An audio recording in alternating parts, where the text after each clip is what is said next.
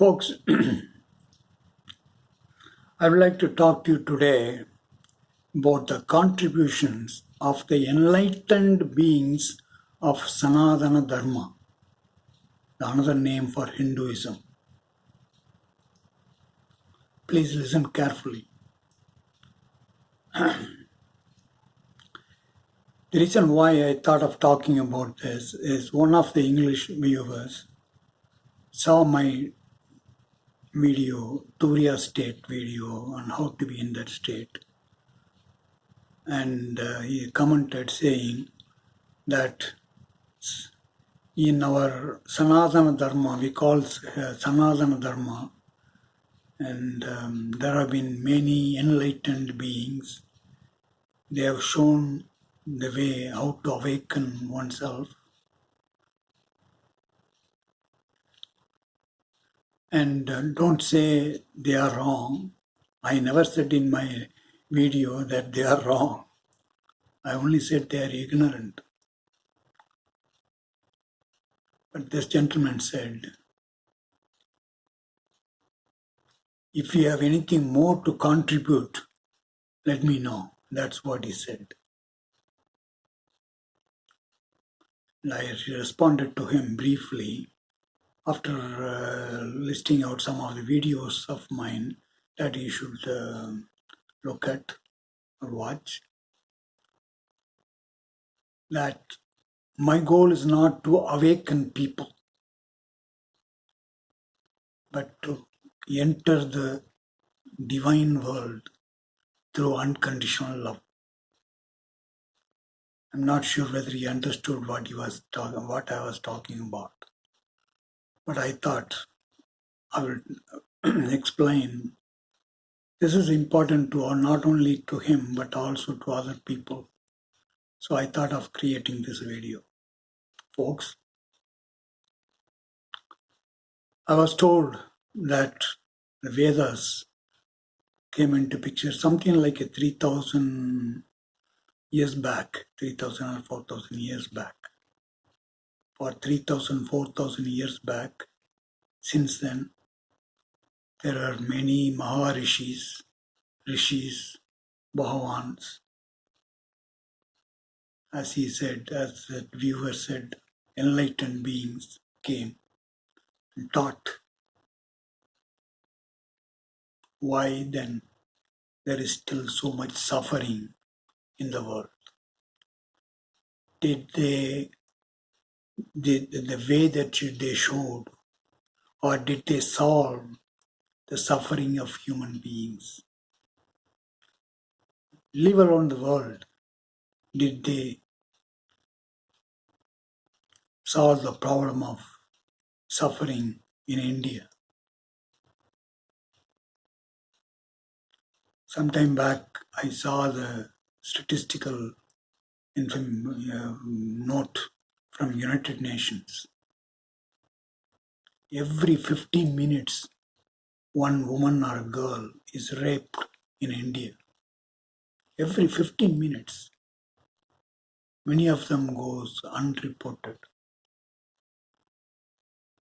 Unreported because of fear of retaliation by higher-ups. Because all the higher-ups are the ones who is doing the job, or their sons.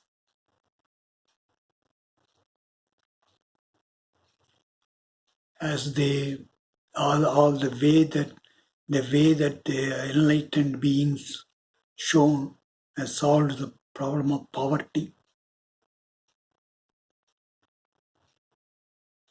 No. Has it solved the problem of corruption? Even now there is corruption. Even now, one of the leading countries in the world in corruption is India. Why?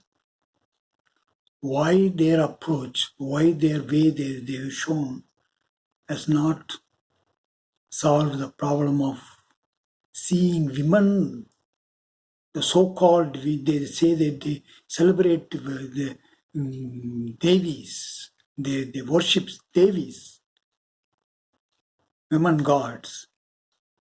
proudly they say that we have only one religion which has women as gods.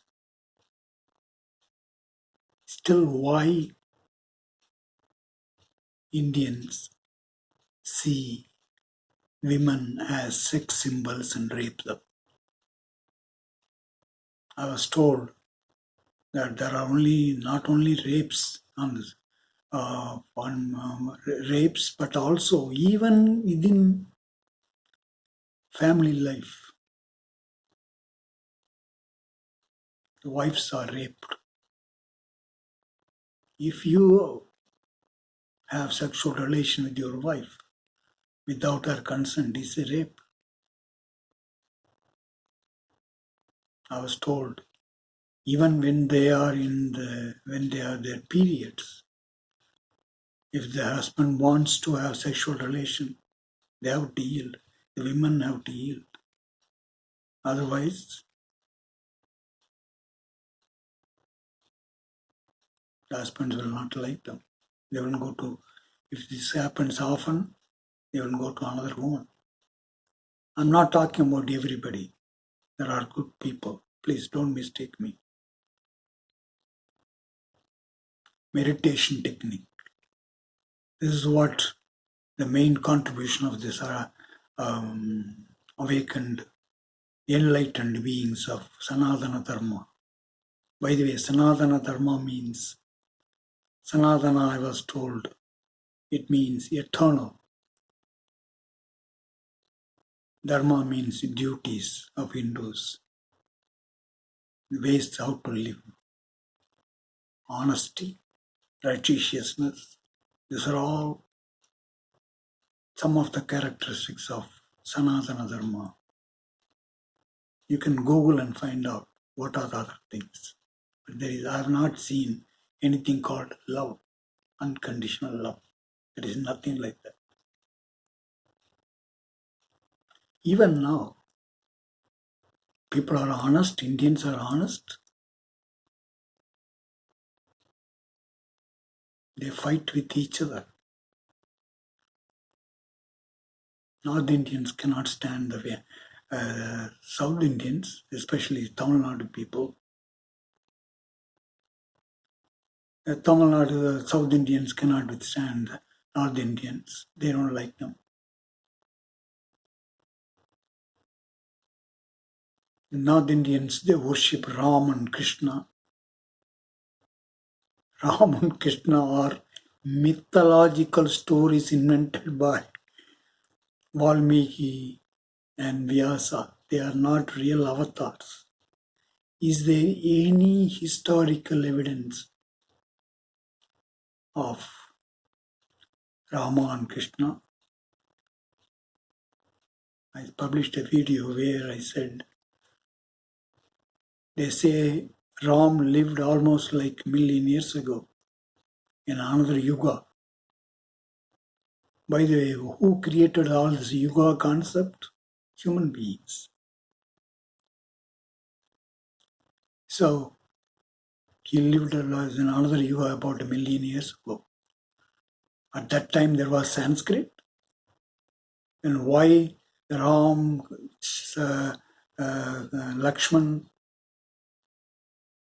all these his Sanskrit names, Ayodhya, whatever, Sanskrit names. Did Sanskrit exist at that time?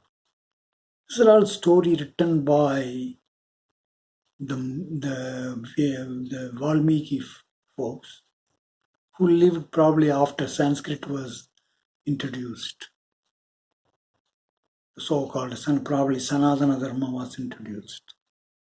But still, Ram is worshipped as the incarnation of divine incarnation of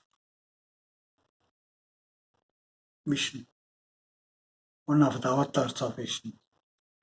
Same thing is true with the Lord Krishna. Krishna is more popular. Of course, Ram is also very, very popular. In Lord Krishna's case, in that Mahabharata, Arjun, one of the main characters of Mahabharata, was born, to whom? To his mother, Kunti, and Indra, one of the Puranic gods, Indra, the lord, the captain of Devas, I believe. Karna, another son of Kunti, was born for Kunti and sun god. Do you think these are all real? Mythological stories. They say it's a mythological stories, but still, mythology means story, folks. It's not real. It's not supported by history. They are not historical figures. They appear to be historical figures because Vyasa used the context of his time to talk about Krishna. In fact, the word Sanatana Dharma was mentioned, it seems, in Bhagavad Gita. That's why it's Hinduism called Sanatana Dharma.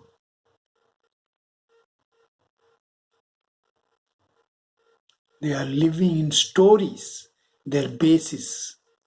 This story, mythological story, it's not a historical fact. I was told that in the recent Kumbh Mela in the North India, so many people were dead. So much crowd. My understanding is that, I may be wrong, but I was told that Kumbh Mela means that some devas churning the ocean of something. It is a Puranic story. And some nectar was supposed to be coming out. So people believed that if they attend the Kumbh Mela on that particular time, they will drink the nectar, divine nectar, and go to heaven. What a disaster. What an ignorance. This is what is called Sanatana Dharma. What is the contribution of all these enlightened beings of Sanatana Dharma? They have invented Bhakti Yoga, Jnana Yoga, Kriya Yoga. I don't know what other yogas are there. Samadhi Yoga maybe.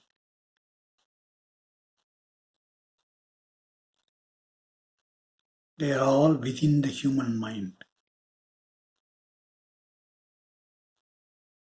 One of the very famous Yogananda is called Paramahansa. It's a title. It looks like their guru will give him a title, disciple a title like this. Like in Tamil Nadu, there are actors, cinema actors called superstar and so on. Similarly, these people have been given titles. I was told that Ramana Maharishi, when he was alive, he was called Bhagavan. He was called Maharishi. Maharishi title as well as Bhagavan title was given by one of the Sanskrit scholars. I think he is called Ganapati Muni or something. Bhagavan. Another man called him as a Bhagavan. What a one! My wonder is, my problem is, Ramana Maharishi accepted that to be called Bhagavan. All they're knowledgeable, their path is jnana mark. He could have got some kind of siddhis. So power is the most important thing for all these awakened or the enlightened beings. You have to have power.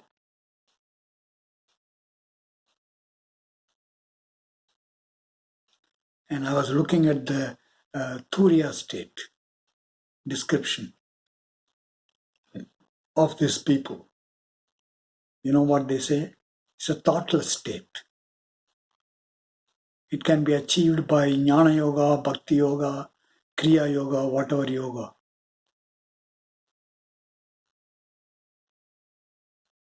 What a nonsense. What an ignorant state of mind. They are still within the human mind. And whatever they found is a projection of their mind. And this Yogananda said in one of his videos, the other people described him as saying that, do you want to talk to God? Open the third chakra, third eye, and then you will be able to see gods. Talk to them. As I told in the earlier videos, that's a mind, folks. It's not normal human beings have a normal mind, but the people who have opened their third eye as they could access the experience of people who lived in the past. This is what I call Akashic record. The experience or the mind, collection of a mind who lived in the past. I clearly described in earlier videos what is the role of this Akashic record in human birth, and also what happens when you die, when they leave their experience in that collection of mind. And when it seems this Yogananda opened his third eye, he or his disciple, I don't know. There are many people, rishis appeared. They said we are all beings in the Himalayas, from Himalayas. As you know, some of the very famous people even go to Himalayas to have the darshan of Babaji. Folks, I gave a very simple answer to this. Just take your thought, the past thing that happened, something sad event or very happy event. It is stored in your brain, especially the sad event. As a thought, it's stored in your brain, in your mind. And you can give life to that thought. Thought is just a data, as in your smartphone. You can give life to that thought by thinking about it, by bringing it to present state and relive. It will happen as if the past event is happening right in front of you. So powerful. Your mind is so powerful. It can do that. That is exactly what people are doing. When they access the Akashic record, the collection of the experience of people who lived in the past, can contact them. And they are mere thoughts there. Then you can give life to those thoughts, and those people will become alive and talk to you. This is how they say that they talk to God. So where are they? Still the human mind plus the mind of people who lived in the past. They have not gone beyond the human mind. They say God is divine God is beyond human mind. But my human mind has not dissolved, has not disappeared, as it happened in my first experience. I very clearly how I got that first experience very clearly told you in many videos. My both physical and mental consciousness is completely destroyed. It is then I realized the golden light, which is the divine Jyoti in the divine world. And not only that, afterwards I have experienced several things I discussed in many of my videos.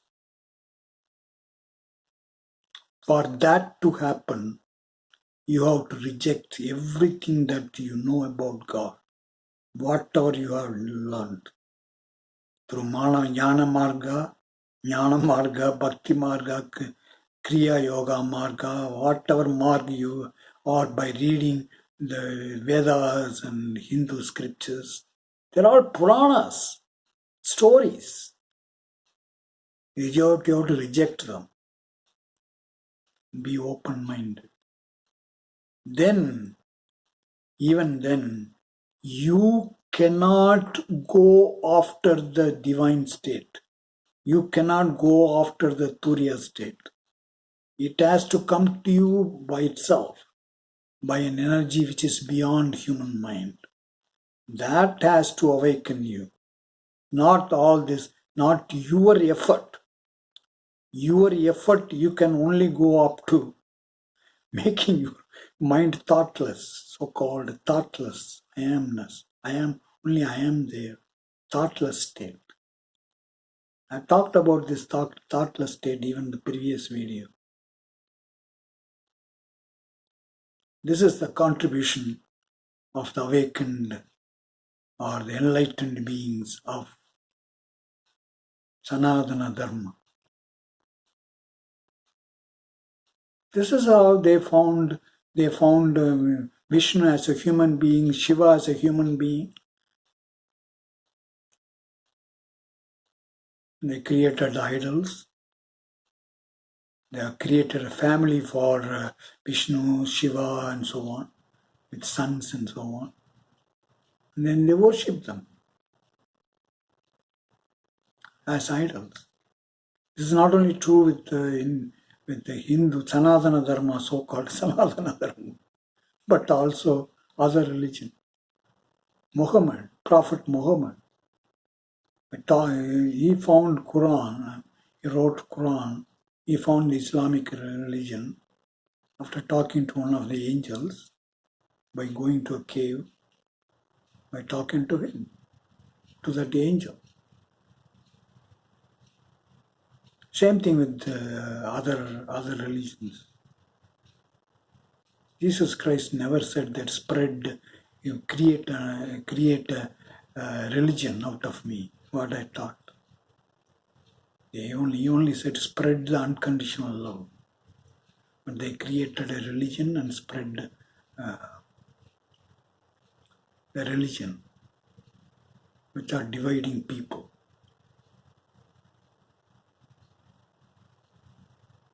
Folks, this is the contribution of the yogis and enlightened beings. They talk. There is not only talk, they promote. They promote their guru to a divine state as a god. Adi Sankaracharya is meant. Adi Sankaracharya is worshipped as something called God. His message is Advaita is spread all over the world. Ramakrishna Paramahamsa, Ramana Maharishi, the guru of Brahma Kumaris, Brahma Baba or some whatever. Even now, there was a saint, it seems, I don't know what to call him, a saint or something, a person lived by name Ramalinga Swami. That's his real name. But he is worshipped as a Vallalar in Tamil Nadu. He was promoted to be a god beyond Vishnu, Shiva, and so on. They create a god status. Above all this is Arutpalin Jyoti Andavar. That means a divine Jyoti. All that he said, he himself said, is that God cleared all the koshas, the five koshas of his mind. That's nothing but five sensory information.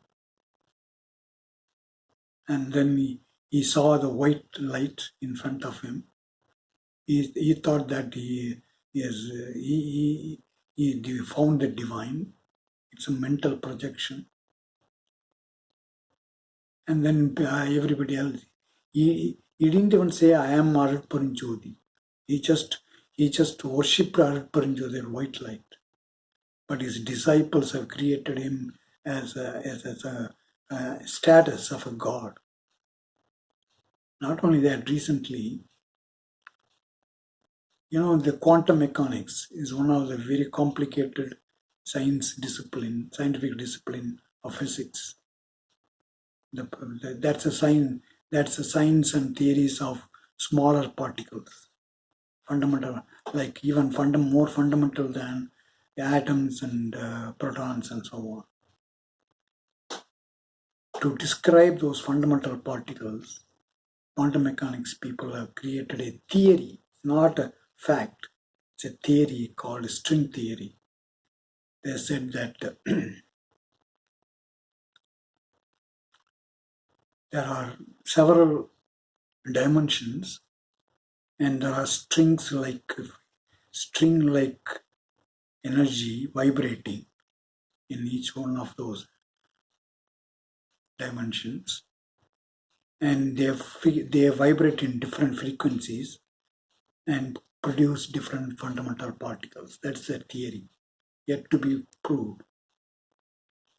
You know what our Balalar group did? Because they have to raise their guru as their god. Only then, if they can follow, and then they think that if they follow, they will reach Godhead, or they will reach heaven or whatever, moksha or whatever. They said, Arupparinjodi, Vallalar, Ramalinga Swami, their guru, is in the fourth dimension of quantum mechanics. I laugh at these people. Folks, God is beyond human mind. But this fundamental particles is in the physical world, though it can be seen only through powerful instruments. Still physical world. So the fourth dimension also is a physical world, because it is produced by the human mind, scientists. And they said their God, their Vallalar, is in the fourth dimension.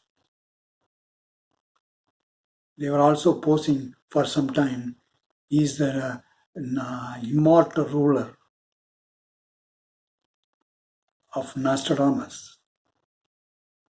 They said he is going to come now, very soon. They calculated, but finally he didn't turn out to be. He didn't come yet. So they got fed up. So they promoted him to be in the fourth dimension of the quantum mechanics, the string theory. Is there any proof for that? Nothing. This is the contribution of the Sanatana Dharma's enlightened beings. All their disciples, what they have done is not to solve the human suffering, human inequality, raping, dishonesty. You know what happened recently? I hope there is some time left. Prime Minister Modi went to meet Trump. Trump has this mega concept, Make America Great Again, MAGA. Mr. Modi said there that we have MEGA, Make India Great Again, slogans. This is the contribution of your enlightened beings. Never solved the problem of real people. Your Bhakti Marga created only new gods and divided people. Understand this. Drop all this junk and follow unconditional love the way that I described. I was telling this to one of the people who was talking to me through WhatsApp. He could never ever understand because he was so much brainwashed by the Jnana mark. Anyway, it's time, folks. Listen carefully and act properly. Talk to you soon in the next video.